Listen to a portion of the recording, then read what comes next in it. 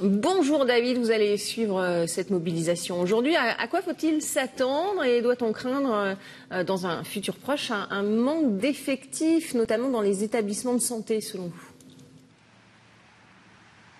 Eh bien Magali, dans la lignée des manifestations anti-pass sanitaire, de nombreuses personnes devraient se réunir ici devant le ministère de la Santé à partir de 11 h. Objectif, contester l'obligation vaccinale, mais aussi les sanctions qui sont mises en place pour répondre à vos questions concernant le manque d'effectifs dans les établissements de santé. Eh bien c'est très aléatoire finalement puisque ça dépend du domaine, malgré les chiffres avancés par Santé publique France qui affirment qu'au 7 septembre, un peu plus de 88% des soignants ont reçu au moins une dose de vaccins. Eh bien, dans le détail, l'inquiétude demeure notamment pour les EHPAD. La déléguée générale de la Fédération hospitalière de France reconnaît que les établissements eux-mêmes n'ont pas de vue exhaustive sur le statut vaccinal de leurs agents. Autre domaine très touché, les ambulanciers. Une personne sur 10 ne souhaiterait pas se faire vacciner dans ce domaine. Là, le risque d'une rupture de soins est envisagé. Écoutez.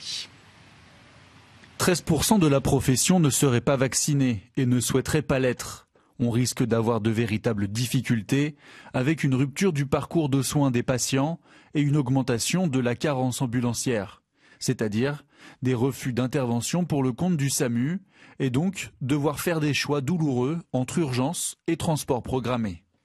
Justement, David, c'est sur ce point précis que la CGT s'inquiète et le syndicat prévoit une possible catastrophe sanitaire. Une possible fuite du personnel, effectivement, qui pourrait avoir des conséquences non négligeables sur les hôpitaux français. Même son cloche pour la CFDT et FO Santé qui réclame un délai supplémentaire.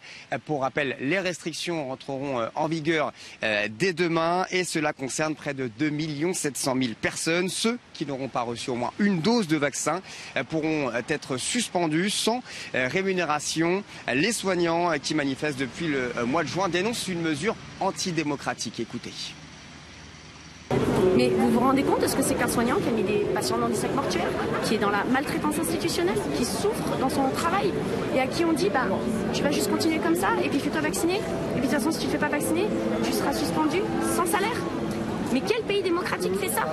Non mais sincèrement, c'est juste ignoble. Et on n'a plus confiance. Et on a le droit de ne pas avoir confiance de tout ce qu'ils nous ont fait. Connaissance et beaucoup de crainte également.